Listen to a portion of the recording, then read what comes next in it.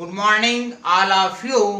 आप सभी का कक्षा 12वीं गणित में स्वागत है। आज हम चैप्टर 4 डिटर्मिनेंट्स के सारणिक के अंतर्गत इम्पोर्टेंट क्वेश्चन है, उसको हम आपको सॉल्व करके बता रहे हैं। प्रश्न दिया हुआ है, सिद्ध कीजिए कि 1a a square 1b b square 1c c square determinants है equal to a minus b into b minus c into c minus ए।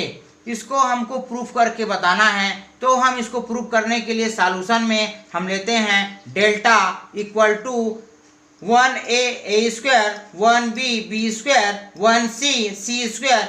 ये पहला पंक्ति हो गया, ये दूसरा पंक्ति है, ये तीसरा पंक्ति है, ये पहला स्तंभ, दूसरा स्तंभ, तीसरा स्तंभ। यहाँ पास हम संक्रिया लगाते हैं R1 के लिए R1 माइनस R2 तथा R2 के लिए R2 माइनस R3 से।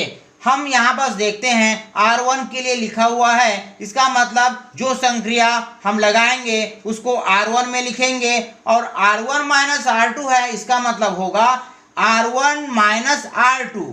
तो 1 minus 1 a minus b a square minus b square को हम यहाँ लिखेंगे, ठीक है।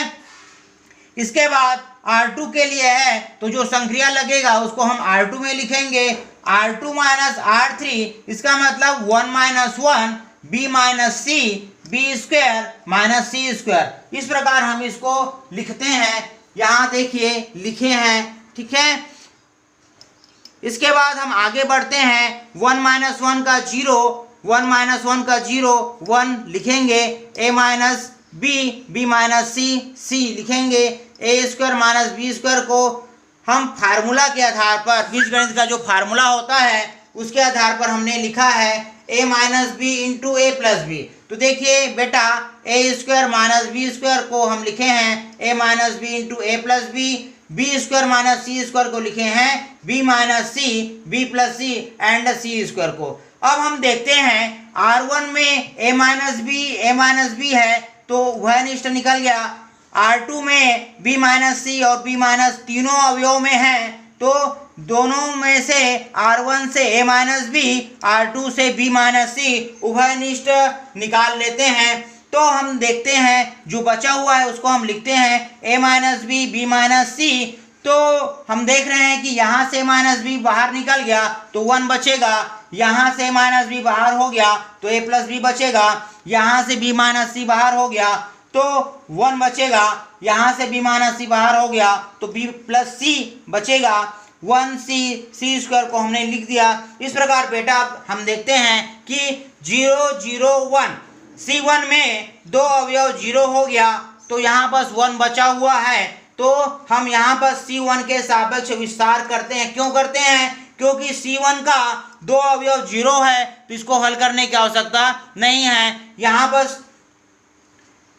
तीसरा अवयव 1 है, तो इसका हम जब विस्तार करेंगे तो स्तंभ और पंक्ति को हटा देते हैं, तो बचेगा 1a plus B 1b plus सी। इसको हम यहाँ पर नोट करके आपको बताए हैं, a minus b into b minus c minus 1 की पावर 1 प्लस 3। ये कैसे आया? ये स्तंभ पहला है और पंक्ति तीसरा है का अवयव है, इसलिए माइनस 1 की पावर 1 प्लस 3 और डिटर्मिनेंट्स में 1a plus B 1b plus सी। ठीक है, यहाँ तक आप सभी को क्लियर समझ में आ गया होगा। इसके बाद हम आगे बढ़ते हैं, a minus b minus c minus 1 की पावर 1 प्लस 3 माइनस 1 की पावर 4। माइनस 1 को अगर हम 4 बार गुना करते हैं तो धनात्मक होगा, ठीक है, धनात्मक को लिखा नहीं गया है। इसके बाद हम आगे देखते हैं 1 इंटू बी प्लस सी, क्रॉस मल्टीप्लीकेशन यहाँ हो जाता है, इस प्रकार का क्रॉस मल्टीप्लीकेशन। तो 1 into B plus C minus 1 into a plus B.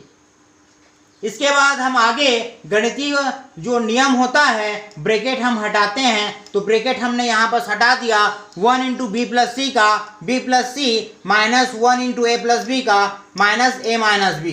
इस प्रकार हम देखते हैं आगे वाले पद में, तो b और माइनस बी कैंसिल हो जाते हैं, तो बचेगा a minus b into b minus c into c minus a. इस प्रकार हम देखते हैं ये डेल्टा की वैल्यू प्राप्त हुई है। तो डेल्टा को हमने मान लिए थे 1a square, 1b b square, 1c c square, ये डिटर्मिनेंट्स में है। इसका equal to a minus b into b minus c into c minus a. इस प्रकार जो प्रश्न दिया गया था उसको हमने आपको प्रूफ करके बता दिया। इस प्रकार हमने यहाँ जो प्रश्न दिया हुआ था उसको हमने आपको प्रूफ करके बता दिया। आप सभी को हमारे इस ऑनलाइन क्लास cgschool.in में ज्वाइन होने के लिए आप सभी का बहुत बहुत धन्यवाद। आप सभी हमारे इस वीडियो को लाइक, शेयर और सब्सक्राइब कीजिए।